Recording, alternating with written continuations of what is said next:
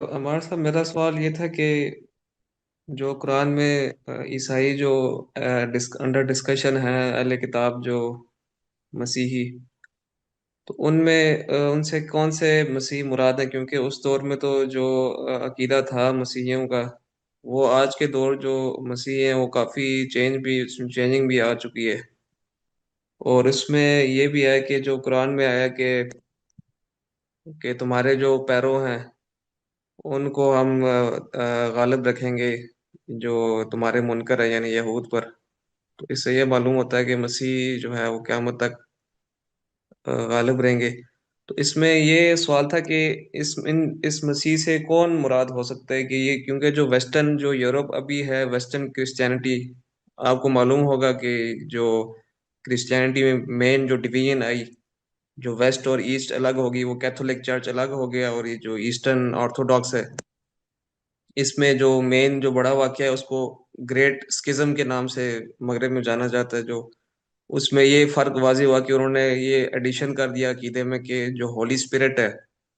جو روح القدس جس کو غالباً ہم کہتے ہیں، تو اس کو سورس جو ہے وہ صرف فادر سے نہیں بلکہ سن سے بھی آتا ہے۔ جبکہ جو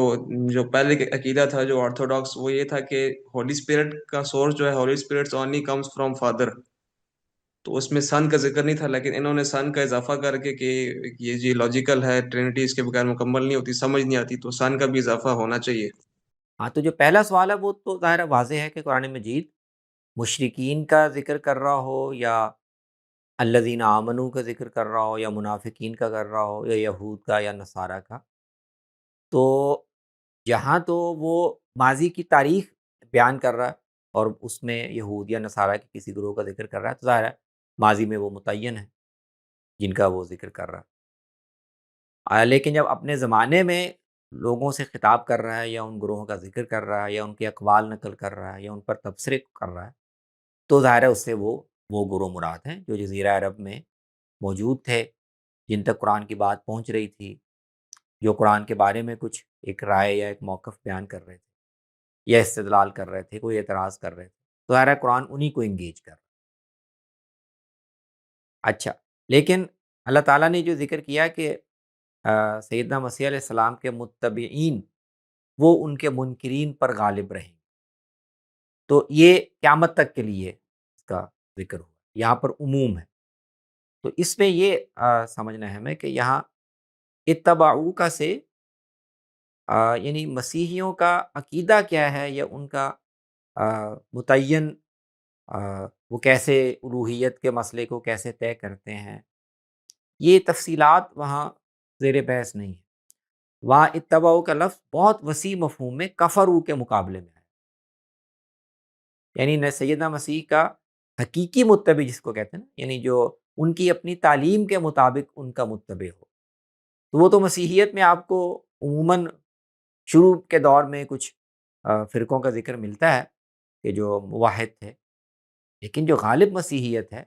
شروع سے اب تک اور ان کے بڑے گروہ، وہ تو سارے شرک کرنے والے ہیں۔ تو حقیقی متبع تو تاریخ میں ان کے ہیں کوئی نہیں جو ان کی اپنی تعلیم کے مطابق ان کے پیروکار قرار۔ لیکن جب اس کو آپ کفرو کے تقابل میں دیکھیں گے نا، تو پھر اس کا مطلب سمجھ میں آ جائے گا کہ اصل میں رسول اللہ نے سیدنا مسیح کے بعثت کے بعد بنی اسرائیل میں اور پھر اس سے آگے بڑھتے ہوئے دنیا میں گروہ بنیادی طور پر دو حصوں میں تقسیم ہو گئے۔ ایک جو حضرت مسیح کے نام لیوا ہیں، ان پر ایمان کا دعویٰ کرتے ہیں اور ان کی تعظیم کرتے ہیں، ایک وہ گروہ ہیں، اور دوسرے یہود ہیں جنہوں نے ان کا انکار کیا، ان کے بارے میں الزامات لگائے اور کفر کا رویہ اختیار کیا۔ تو اس طرح اس کو دیکھیں